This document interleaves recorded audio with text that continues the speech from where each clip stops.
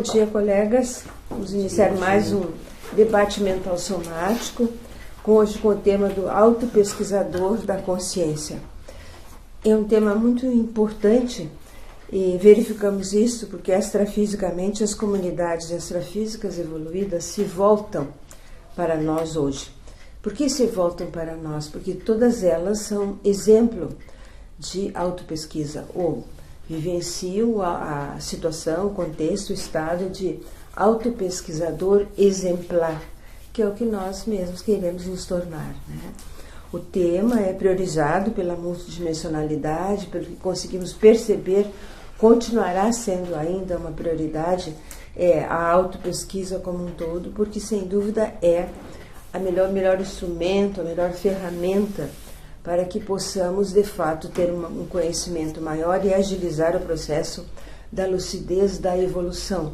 Então, é um tema prioritário que estamos hoje abordando, tem a ver com a especialidade máter da escola, que é a autopesquisologia, né? Então, nós vamos ler para vocês a definição, a definologia, para ficar claro o que queremos colocar.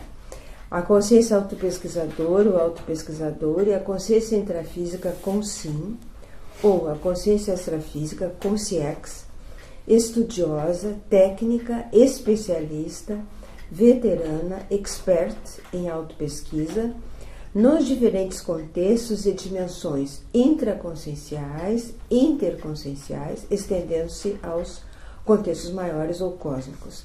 Não é de uma hora para outra que alguém se torna um autopesquisador.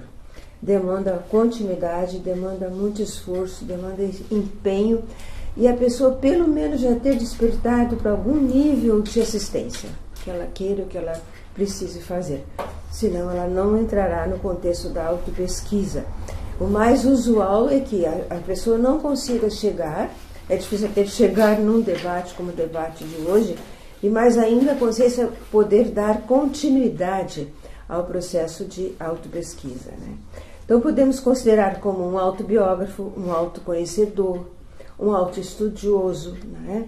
Um autohistoriador, porque ele terá que dominar a sua história pessoal para verificar em que seriex ou em que momento que ficaram marcas ou fissuras lá no para-DNA ou da história da consciência e que ela precisa olhar o quanto antes para poder, no hoje evolutivo, modificar esse traço e não passar mais uma seriex ainda com aquele trauma, com aquela dificuldade, passando para a próxima seriex.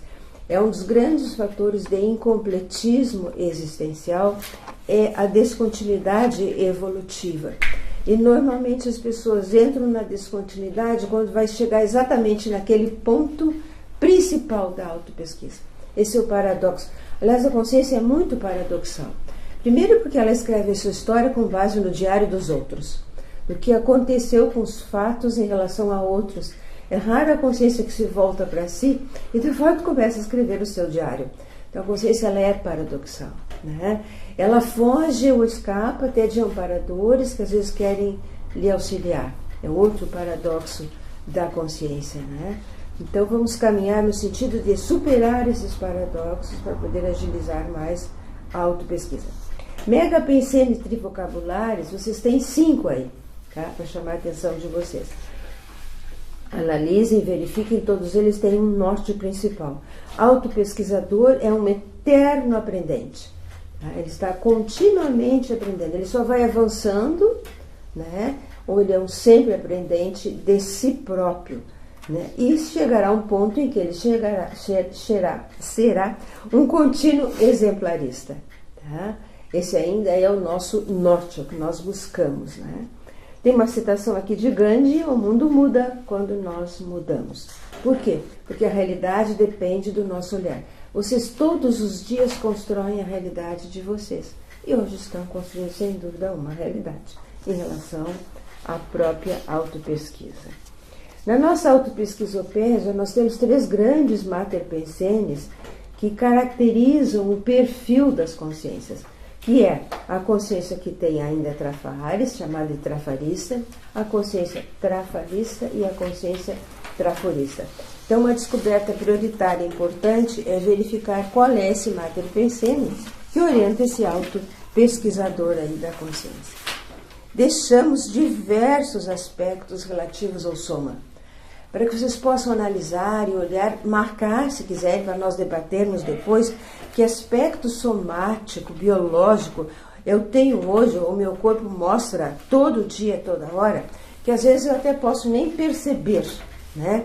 Desde a escolha de onde vocês escolheram, por que vocês escolheram sentar onde estão sentados, né? Tinha uma razão. Isso já tem a ver com a história de vocês. Isso é um processo muito natural. Só que não nos damos conta, né? E aí vem uma série de opções somáticas e biológicas que já dizem muito da consciência autopesquisadora.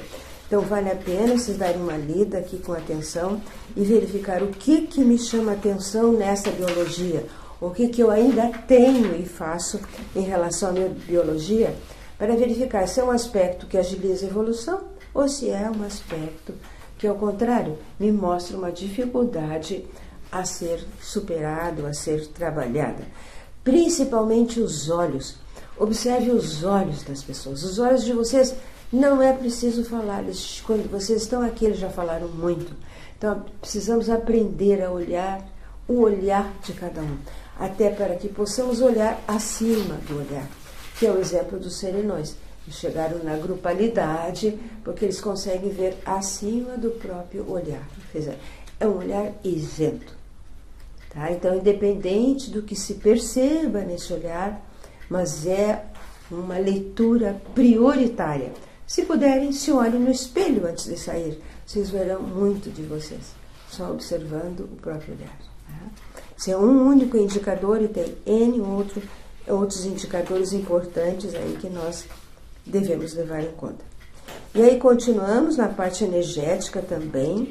Vocês encontram muitos aspectos aí.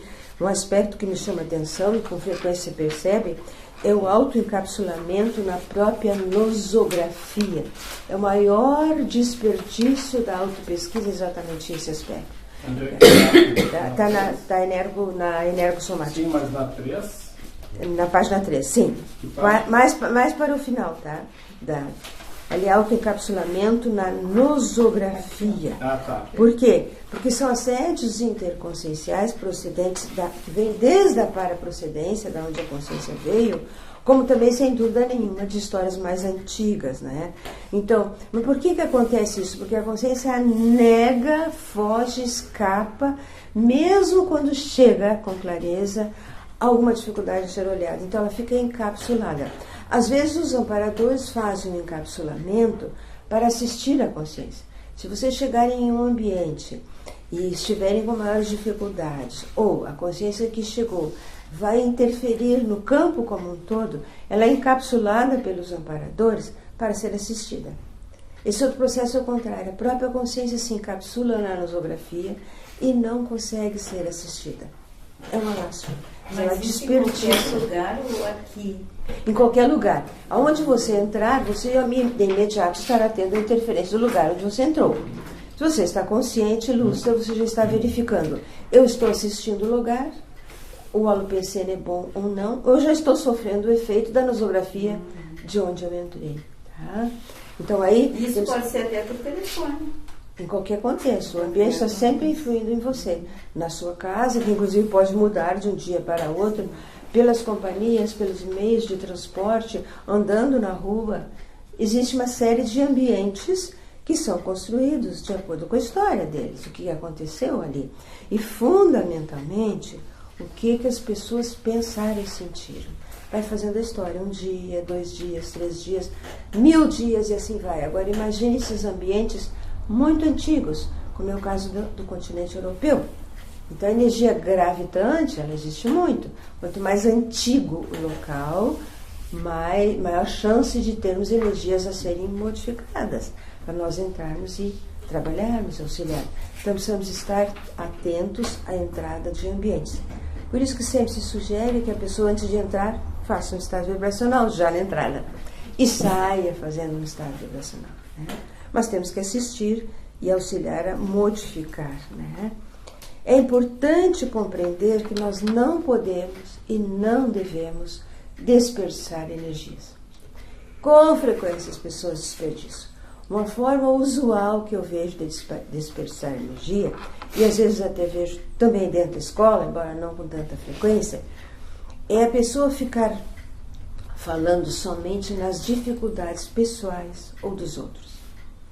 Isso é desperdício de energia. Tá? Por quê? Nesse momento é melhor refletir e pensar, percebi tal dificuldade, o que posso fazer para auxiliar? Mas nós não nos damos conta, às vezes nós temos hábito, ou porque aquilo mexeu mais conosco, ou interferiu mais, e nós ficamos muito tempo relembrando as dificuldades reais ou não das consciências, inclusive as nossas. Então temos que perceber, e o ideal é pensar bem, perceber essa dificuldade, esse traço falho, ou até faltante. O que eu devo fazer? Como é que eu posso modificar? Se não tiver ideia e não conseguir, compartilhe. O compartilhamento é muito rico. Sempre terá alguém que poderá dar uma ideia para nós caminharmos, né? Na psicossomatologia, que são as nossas emoções, né, é muito prioritário, importante também, porque dependemos desse domínio, desse conhecimento emocional, sem medo das emoções. É frequente as pessoas terem medo. Esta emoção eu não quero. Nenhuma emoção desaparece, porque nós não queremos. Ela vai continuar existindo. Ela precisa ser reconhecida. Vocês precisam saber o que sentem todos os dias e, se possível, trabalhar em seguida, né? Tá? Então, o medo de exposição eu vejo também com bastante frequência. Perda de oportunidade por medo de se expor, por medo de falar, ou por medo de mostrar uma realidade que está evidenciada, às vezes de forma clara. E a pessoa pensa que não falando essa realidade não aparece. É um engano. Tá? Então é melhor falar e tentar superar o que aí está conhecendo, né? Existem vícios emocionais sérios para quem tem dupla. Avalie, quem tem companheiro ou companheira, que é fazer ou querer ou gostar, enfim, seja o nível que for, em que o companheiro ou a companheira preencha o que falta em mim. São os maiores vícios, tá? E é comum de acontecer isso. As pessoas escolhem uma dupla porque tem algo que eu não tenho. Então a escolha já é feita errada, tá? Então esse é algo que eu gostaria muito de destacar aí, por vocês prestarem atenção, né?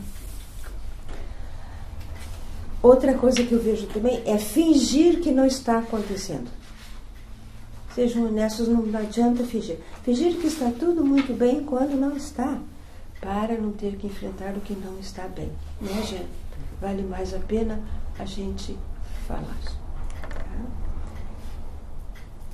Tolerar abusos na ideia de que o outro vai me amar mais ou gostar mais de mim. Vejo isso também com frequência. É um grande equívoco. Não é por aí. E não existe afeto já neste contexto. O afeto torna as pessoas felizes.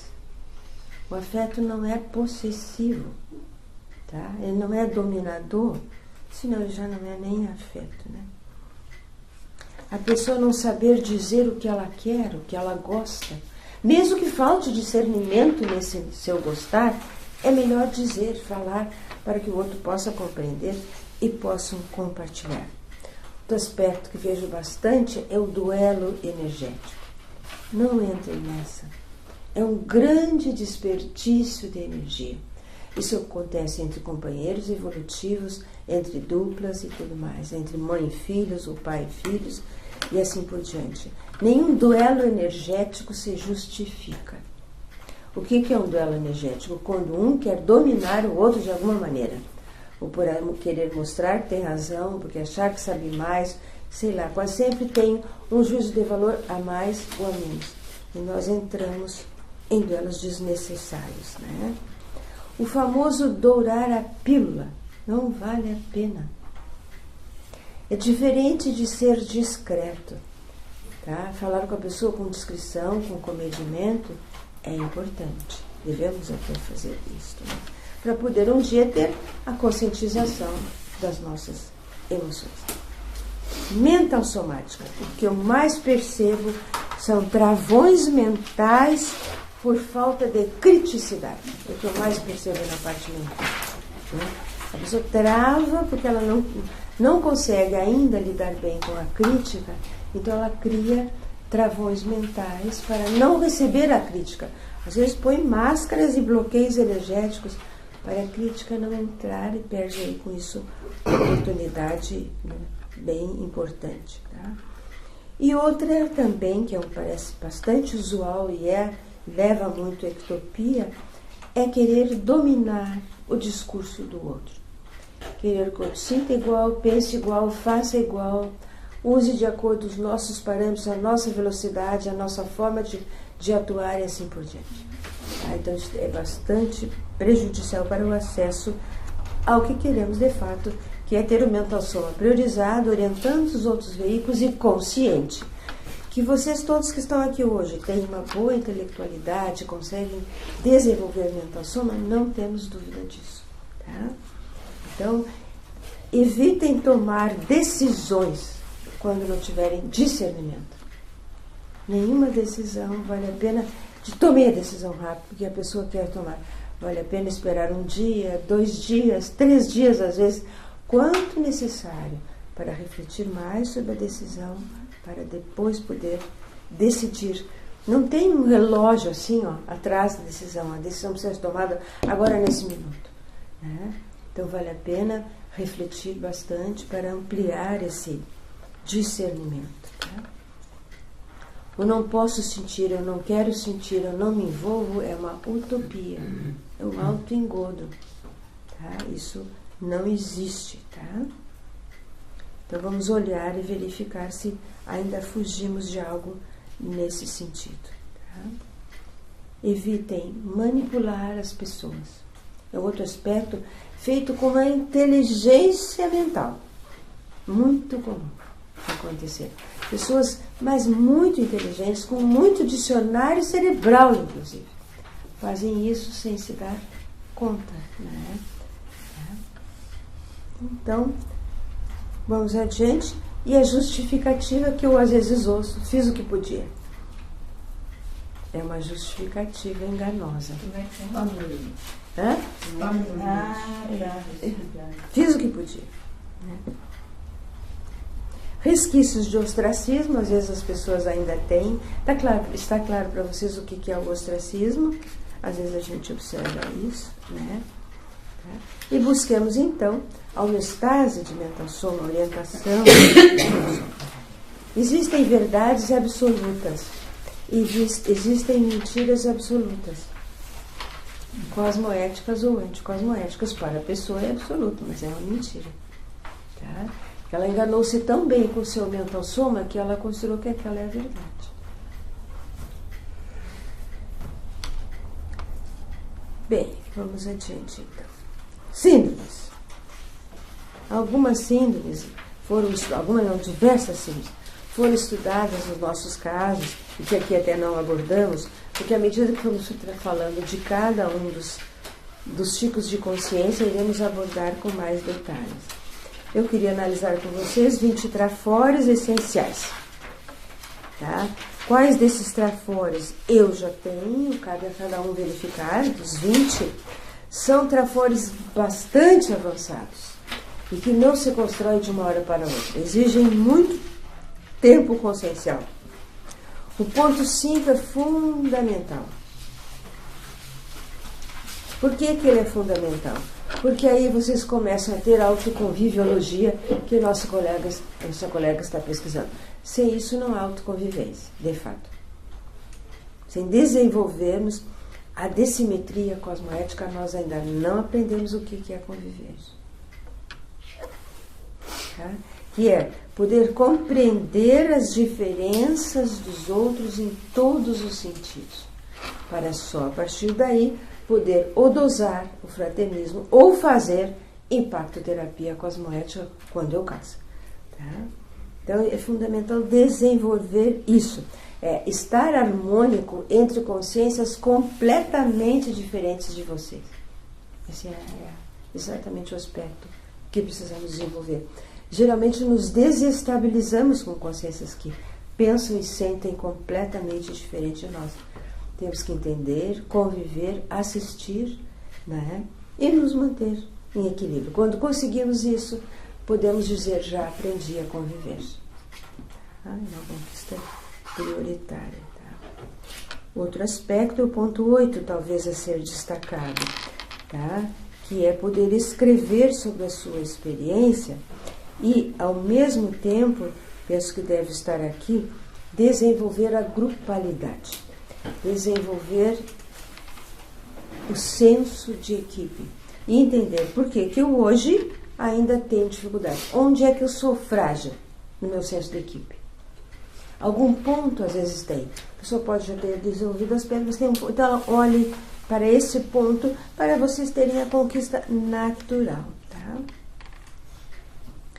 18. Não banalizem traços fortes, colegas. Vocês têm muitos traços fortes. Vejo, mesmo dentro da escola, ainda às vezes, banalização, que é não usar o trafor, porque o trafor traz sempre repercussão e resultado. Então, às vezes a consciência não quer, por exemplo, que falávamos outro dia, ela não quer desagradar, ela não usa o trafor. É uma lástima. Tá? Então, fraternismo exige não se incomodar com o desagradar. Né? Deixemos o ponto 20 para a caminhada gradativa da universalização do ego, exemplificada pelas consciências gigantes, e consciências gigantes e consciências, que já alcançaram um patamar maior. Para universalizar o ego, não é possível enquanto a pessoa não tiver afeto profundo por ela. Ela não vai conseguir universalizar o ego. Acho que esse é o nó górdio principal. É nós conseguirmos ter afeto profundo por nós, ou seja, não rejeitarmos mais nada. Isso é um indicador de afeto. Ainda está ali a dificuldade, mas ela é mais rejeitada. Eu não nego mais, eu não deixo de olhar para poder modificar. Tá? Esse é o aspecto. 11 técnicas que destacamos aqui para vocês darem uma olhada, verificarem o que acham mais importante para debatermos, né? Sem dúvida, essa técnica da entrevista com o evoluciólogo ela é fundamental. Né? A técnica de rever períodos de crise também. A dos códigos, que já estamos trabalhando, que praticamente todos vocês já fizeram, 7 códigos de viver, que vão auxiliar muito nesse sentido. Né? Gostaria de chamar a atenção para vocês para o aspecto da autocriticologia, em que dessa vez fizemos diferente. Vocês devem ter notado, né? Colocamos 11 itens relativos à autocrítica para nós avaliarmos e levamos em conta como é que deve ser feita a direção dessa crítica. No número 1 nós temos, a emissão de crítica somente deve ocorrer após o equilíbrio holossomático do emitente da crítica. E ela segue a mesma norma, a mesma sequência para vermos que antes, sem ter isso, não façam a crítica. Tá? Então, leiam com muita atenção, podemos debater qualquer uma delas que vocês queiram. Né? E a número 11, sem dúvida nenhuma, ela é essencial. A emissão de crítica somente deve ocorrer após a ausculta profunda das informações dos amparadores. Eles estarão ali, eles passam, nós é que ficamos surdos de informações. Se prestarmos atenção, vocês terão dados de qual é o melhor caminho, por onde eu devo seguir.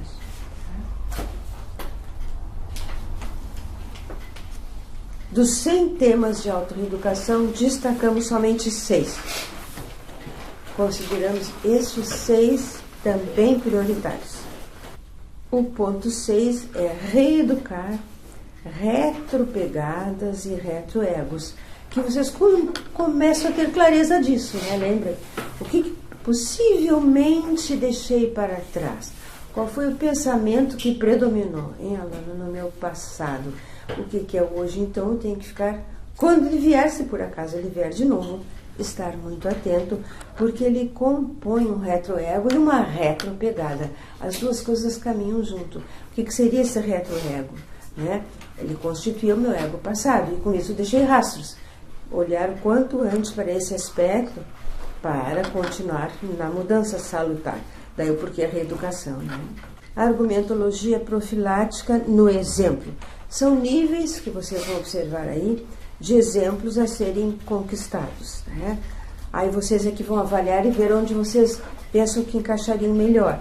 Na consciência autopesquisadora iniciante ou na consciência autopesquisadora veterana. Imagino que ainda não temos aqui consciência no ponto 3, que é a autoconsciência da autopesquisadora exemplar, né? Mas é um caminho para chegar lá. Temos 36 atributos aí para debatermos também, que vocês podem colocar depois para nós debatermos, né? Sem vontade forte não há evolução. Motivação contínua e vontade forte nós não evoluímos. Tá? É um dos fatores também de descontinuismo, é a falta da vontade forte. É o principal atributo da consciência e muitas vezes nós queremos delegar a vontade, né, para outro. Esse é outro paradoxo. Pode alguém delegar a sua vontade? Não. Eu vi há poucos dias e me marcou bastante, ainda estou aqui procurando assistir a consciência que delegou a vida a alguém da família. Delegou sua proexis a alguém da família. Há muito tempo eu não via isso. Via aqui dentro da escola, inclusive. Então é um aspecto muito sério. Pode ser que a consciência se dê conta ou não. Jamais podemos delegar a nossa evolução a quem quer que seja. E mais ainda justificar que em função de alguém. Entende? Então é muito sério isso. Prestem muita atenção. A evolução de vocês terá que estar sempre nas mãos de vocês. Não existe ninguém que vocês possam delegar proetos e evolução. É um engodo. Então as pessoas pensam que por um filho, por alguém, às vezes a pessoa até adota uma criança. E a criança é um dos grandes fatores de ectopia consciencial. Por quê? Pelo passado, pela situação atual e pelo trafar de quem adotou. Mas é o que mais te penso, né? Sempre as pessoas ou estão dedicam a vida porque estão cuidando do pai, da mãe, de alguém da família. Eu conheço bastante pessoas assim. Pois é. Então como é que podemos levar isso com jeito, né? Para que não aconteça isso. Mas o que eu estou colocando é mais sério. A pessoa dizer isso. Falar isso. Entende? Estar lúcida disso. E fazer assim mesmo. Isso aqui eu acho mais sério. Porque geralmente a pessoa que faz isso não está consciente. Mas saber, estar lúcido e fazer é muito mais sério. Entende? A repercussão tudo é muito maior. Né? Aí quando o amparador se retira. E nós seguimos a orientação do amparo. Né? Bem, cosmoeticologia, destacamos aqui 5 aspectos que consideramos importantes, né? E que tem relação com as bases da cosmoética. A cosmoética é na página 11. A cosmoética tem bases e tem efeitos. Vocês vão notar isso. À medida que vocês forem caminhando e forem aplicando mais a cosmoética, ela por si só trará efeitos para vocês. Tá? Essa é uma forma de ver que vocês já estão aplicando a cosmoética. Ela tem as bases que vocês precisam estudar bem para buscar aplicar. E à medida que estão aplicando, ela trará efeitos que vocês vão notar em você e nas pessoas com quem vocês se relacionam. Então é uma forma importante de avaliar a cosmoética. Tá? Principalmente esse ponto 5, ele é muito difícil de ser entendido, tá? Da autoincorruptibilidade e ponto 4 também, da economia de males. Tá? Que é ter que optar entre 2 aspectos que nenhum dos 2 é bom. Tá? Geralmente nós vamos optar pelo que é melhor, mas há casos em que não tem jeito. Tá? Que eu estava dando um exemplo aí para vocês. 55 modalidades de homos. Certamente vocês vão se colocar em alguma ou algumas dessas modalidades, que pode depois até servir para verbete, para vocês escreverem. Então vamos debater bastante para ficar claro aí com vocês, né? Tá? E 10 verbetes a serem estudados dentro da remissão, que nós precisamos olhar, já foram debatidos, ou se tiver algum, continuaremos no debate. Eu vou ler a frase enfática. Ser autopesquisador da consciência sabendo imprimir prioridade evolutiva contínua, a autopesquisa full-time é evidência de curso intermissivo e de já ter a prática da interassistência consciencial em Serex anterior. Isso é uma forma cristalina de avaliar o autopesquisador. Questionologia: você se considera autopesquisador ou autopesquisadora? Resposta de fórum íntimo. Quais os fatos que confirmam a assertiva anterior? Com qual dos 3 níveis de exemplologia que lemos antes você se classifica? Tá? Vocês têm condições, sem dúvida, para responder as 3 perguntas. Eu me coloco aí à disposição. Fizemos uma varredura geral, aspectos que vocês gostariam de debater, que chamam mais atenção, que tenham mais dúvidas. Né? Posso perguntar? Pode ser a pergunta do posso. Ali na somatologia, na segunda parte do página 2, Tá. na quarta linha, não, na quinta linha, a fragilização musculoesquelética. Ok, tá. A fragilização, vejam que nossa parte muscular esquelética é o quê? Para que serve a coluna? Sustentabilidade. Sustentabilidade. Então, quando começamos a ter problemas nesta área, é porque a consciência estava em ectopia, sem dúvida nenhuma. Tá? Aí a coluna, de alguma maneira, reage. Então, ela poderá ter problemas nas articulações, na coluna, em casos, conforme cada situação. Então, tem que olhar o quanto antes para verificar qual é a somatização que eu fiz, ou por que eu estou em ectopia. Ectopia é estar fora da proecto, né? Por que eu estou fora da programação existencial? Porque vai fragilizando, às vezes tem pontos muito sérios. Que a pessoa, já vi casos que a pessoa não conseguiu mais andar. Literalmente travou tudo, ela não conseguiu mais andar. Por causa de um processo de ordem afetivo-emocional, de ectopia completa, que a pessoa não conseguiu olhar. E aí vai agravando. Enquanto ela não olhar para aquilo que está fora e que ela tem condições de, e às vezes até já vi um caso, de que falamos outro dia, de trafar nosológico. E que aí a pessoa tinha, de fato, uma programação feita por um evoluciólogo com o objetivo de fazer com que ela não retomasse aquela situação. E o único jeito foi, a pessoa teve que parar para poder refletir, entender e aí superar aquele aspecto. E recupera, viu? Assim, ó, volta a andar de novo, se a pessoa trabalhar. Eu não entendi bem isso. Tá. Porque eu estou sentindo que é bem para mim. Não é só para você, mas tem a ver. Ok. Tá? Então veja, a pessoa está fazendo algumas coisas, está seguindo a sua vida intrafísica, de acordo com as suas opções. Sim. As suas opções de vida faltaram discernimento. Tá? Em algum momento faltou 1, 2 vezes, enfim, o discernimento não era o melhor. Então optou por algo que, em vez de auxiliar, está prejudicando. Já falamos aqui de campos energéticos. Cada campo energético que vocês entram por opção, vocês têm o efeito daquele campo energético. Nada é gratuito.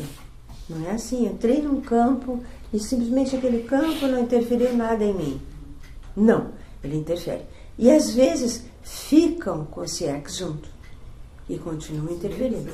A pessoa saiu daquele ambiente, mas os consciências continuaram junto, interferindo e agravando mais a situação. Que consciências vêm? Aquelas que também têm dificuldade no mesmo sentido. Agravam a dor, agravam o sintoma. E a pessoa sentirá mais aquilo que ela está sentindo. Tá? Aí, daí a pouco, ela muda a opção. Tá? Fica evidente qual era o problema. Ela começa, a partir daí, a modificar. Ela vai passar um período de crise, e a crise tenderá a ir atenuando se ela continuar trabalhando firme na sua prática. Vejo que isso é assistencial. Isso não é castigo. Mas isso traz de outras vidas, essa programação de passar por isso? Para quem tem macrosoma, sim. Tá? É o que a gente chama de trafar nosológico. Quem não tem macrosoma, não conheço nenhum caso. Tá? Então, para não jogar fora e para a pessoa não entrar naquela ectopia de novo, ela pode passar por uma situação dessas. Pode ter uma pressão alta durante 10, 15 anos, a pressão alta depois some. Isso aparece. Entende? alguma coisa pode acontecer. Mas isso não quer dizer que essas somatizações sejam sempre em função da ectopia. Olha, eu entendo o que você quer dizer, mas elas significam sempre que há desvio emocional. Ah, sim. O desequilíbrio emocional já é uma ectopia para mim. Tá, com certeza. Tá? É nesse sentido. Porque o que mais gera... Geralmente as pessoas vão para a ectopia por um desequilíbrio emocional. Então ele acaba sendo um fator prioritário. De alguma maneira a pessoa somatizou porque não conseguiu olhar ou trabalhar com aquela emoção ainda, né?